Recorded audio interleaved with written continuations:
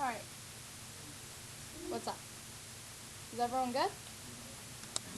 Alright. So whenever you see a positive sign, it's going to separate either reactant or the product from each other. If you have an arrow, it's going to separate the reactant side with the product side. Okay, so 2 5. We'll see more examples. Okay, we've already seen these before. So S means solid, L liquid, G gas. And those are the little subscripts that go in the bottom right. That's why those tickets. A Q, on the other hand, is something that we've talked about but we never used it before. All that means is that it's dissolved in water. It could be gas, it could be solid, liquid. They can all be dissolved in water. If it's dissolved in water, you're going to write AQ.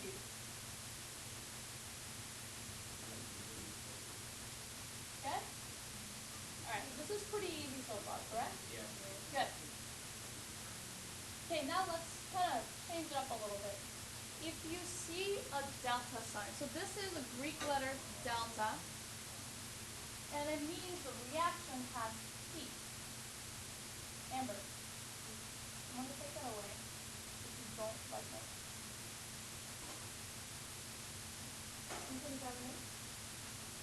Okay, whenever you're heating up a reaction, you simply write that triangle above the arrow to say, hey, by the way, this reaction, I added heat to it.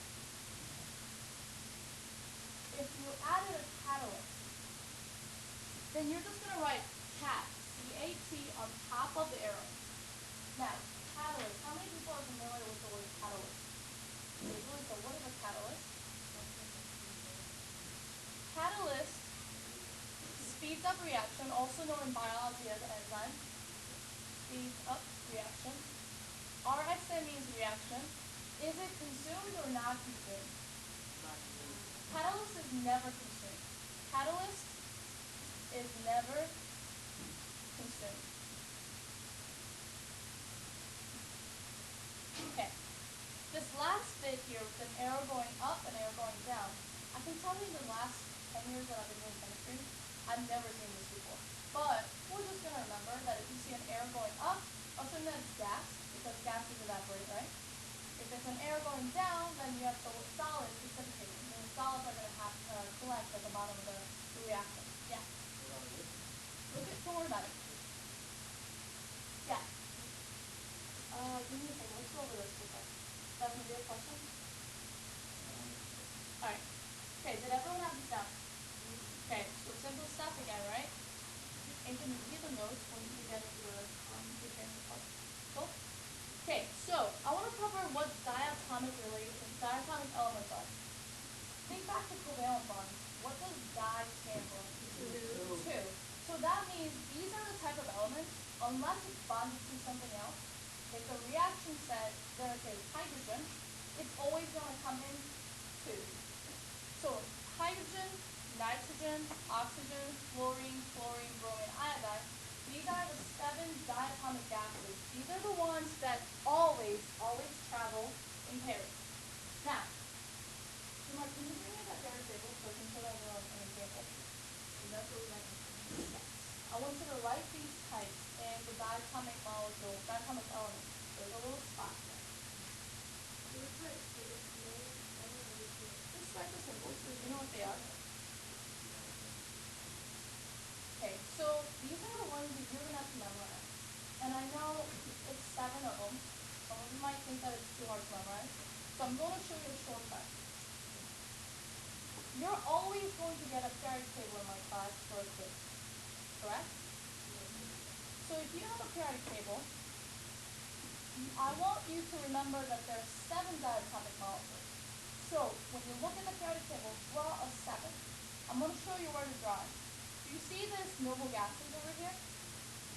You're going to have the 7 have it back to the noble gases. Starting in nitrogen, you're going to draw 3 lines, go over the 3 blocks, nitrogen, oxygen, chlorine, and you're going to go down 4 to make a 7. Do you see it? And those are the 7 diatomic molecules. But really, how many are colored in that? 1, 2, 3, 4, 5, 6, right? So what's missing? remember that hydrogen is an exception. So when you're remembering the diatomic element, just remember the 7 that you're going to draw on the periodic table. Starting at N, going across to fluorine, and coming down to iodine. Hydrogen is just like on the side, so you're drawing like that, right? Alright. Other substance that you're going to have to remember for chemical equation is water. You already know water is H2O. The more important one is ammonia. NH3 is ammonia. Ammonium is NH4 with a positive 1 charge. A lot of people get confused with, oops, sorry about that, ammonia and ammonium. Ammonium is NH4 plus. You want me to go back? Okay.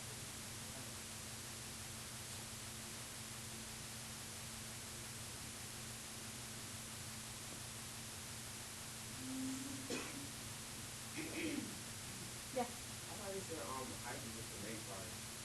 They can add with the main part. I think you're talking about organic compounds, because that is carbon and hydrogen.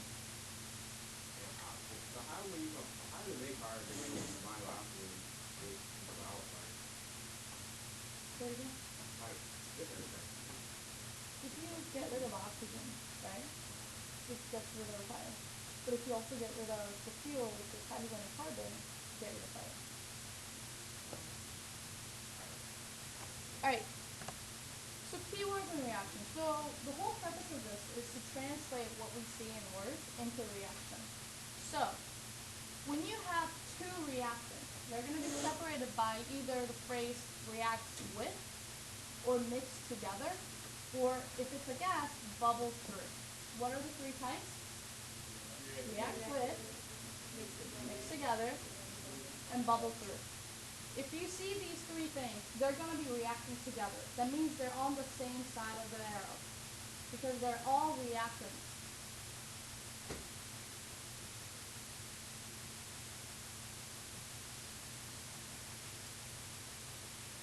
So those are key phrases that you must remember, because it's going to help you figure out what's on the left-hand side of the reaction and what's on the right-hand of the reaction.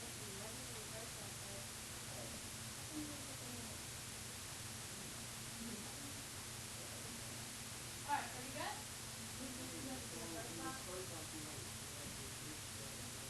Yeah. So where it says words used to separate reactants from other reactants, you're going to have react with, mix together, and bubble through. Make sense? Okay.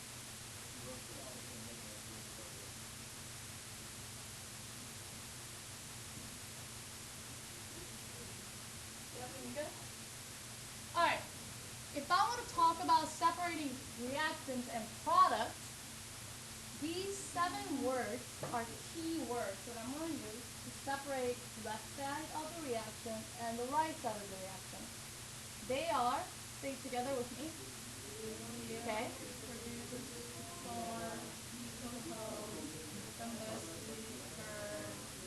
So all of these are kind of saying, put all of these other stuff that I have together to give something else.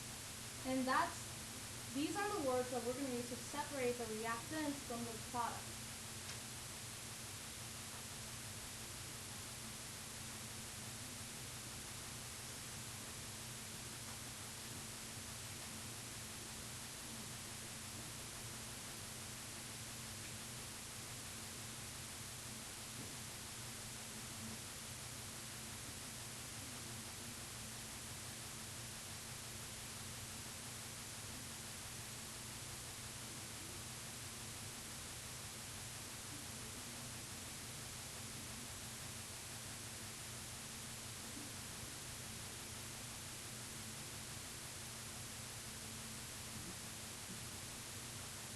Very good. Okay. Yeah. Alright, so actually try to use these in our examples that were coming up. Alright, but first, let's just quickly go over key terms. When you have word equation, it simply is a chemical equation that has the name of the compound instead of the formula. When I'm talking about the names, I'm talking about things that are written out. Instead of AL, I have written out aluminum, and that's an example of word equation.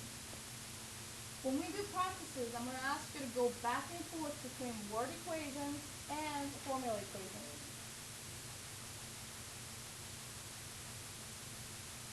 When you have a combustion reaction, it simply occurs, it means that it occurs when a substance is burned or reacts with oxygen.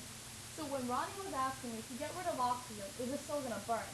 No. The reason we have fire blankets is because if you put the fire blanket over something that's burning, it cuts off the oxygen, right? So it makes the fire stop burning. When you have a precipitate reaction, a solid is formed when two solutions are reacted. So precipitation reaction simply means that you have solids forming at the bottom of the reaction, or at the end of the reaction. Good? Yes, ma'am. How are we doing? Good? Yes? We filled everything in? Alright, so let's do some exercise. Whoop. Okay. Kayla, please read. Write the balance chemical reaction of solids and reactions to our own. Good. So, can you read the sentence as well? A solid aluminum reacts with oxygen gas to make solid liquid. Okay, good. So I sort of started you off, right? When you see reacts with, what do we say it's going to separate? Reactants from other reactants. Reactants and reactants. So if that's the case, what are the two reactants that are reacting in this reaction? Oxygen gas and aluminum solids. So when you do that, I'm going to write aluminum and oxygen. Because remember, reacts with. Aluminum reacts with oxygen. So that means I'm going to have aluminum and oxygen added. Remember, I didn't have to write solid, liquid, or gas because I'm just writing the word equation for now. So we'll see. Okay, what is the next key phrase that we're going to have to use?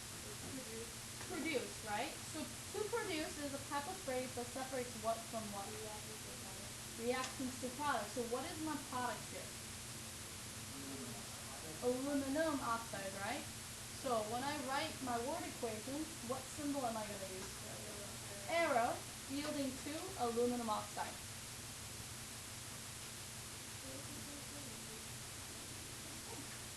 But now, let's say I want to put this in an actual chemical equation using symbols. When I do that, aluminum, the word itself is going to be replaced by what symbol? Al what? Solid aluminum, so it's going to be ALS, right? Okay, how about oxygen? OG, but oxygen, is it one of the diatomic molecules? O2G, right? Because O belongs to the little 7 thing on the periodic table. Now, aluminum oxide. This is why we studied how to write formulas. What is the formula of aluminum oxide? Al2O3. Because aluminum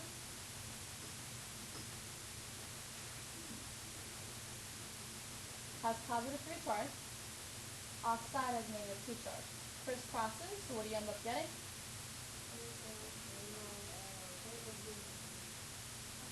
It's a solid.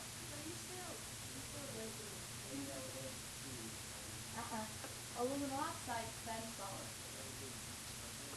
These are here. These are here. These are oxygen. And S is here. So you don't add your You do not add your subscript until you're done writing that formula.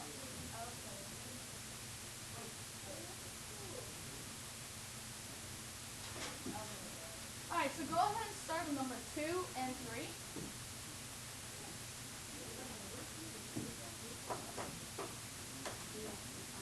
Try number 2 and 3, Desmond. Come on. So let's just kind of break this down, right? I know we're on the same problem. Whenever you see the word reacts with, right? That's going to be the same thing as plus sign, right? Whenever you see to produce, that's going to be what? The arrow. Good. So we kind of get that. Let's go to the next problem.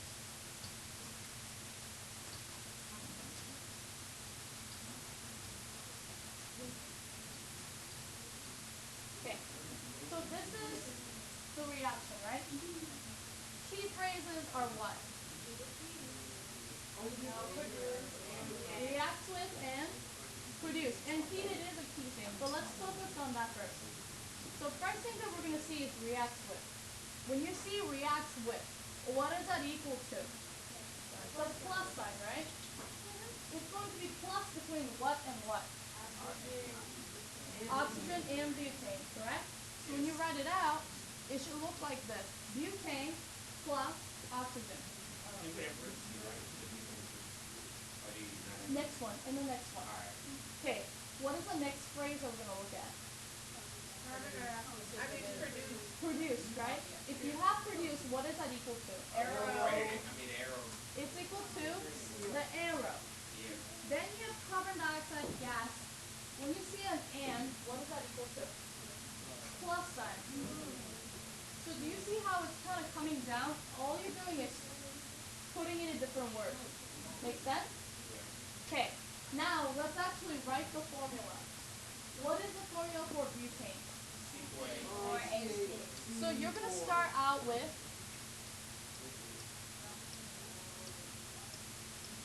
C4H10. What is a state? Liquid. So you're going to put an L. Yeah. If I give it to you, yes. Okay. Plus what? O2. G. Arrow. What? CO2. G. And then HOL. But look, it says it's heated. So that arrow, that triangle goes on top of the arrow.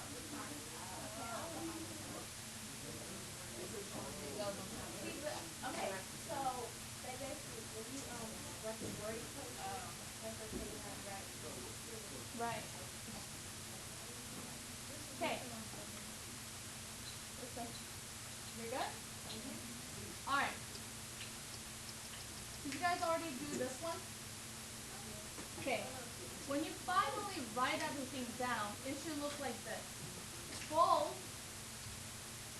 which is solid, and chlorine gas. Remember, chlorine is one of the diatomic ones. That's why it's got the Cl2 gas.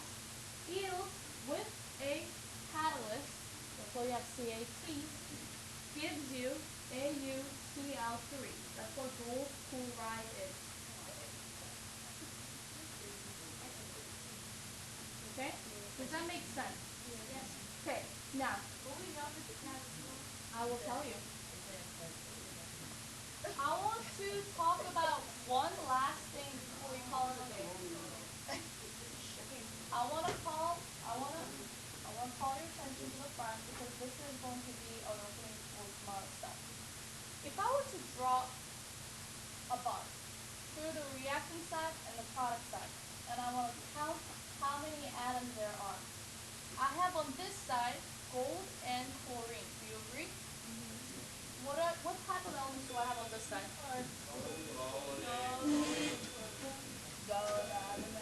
Okay. Hold on. Listen. How many gold do I have here? How many chlorine do I have? 2. How many gold do I have here? 1. How many chlorine? 3. Tomorrow we're going to figure out how I can make the numbers of the atoms on the reactant side equal to the right-hand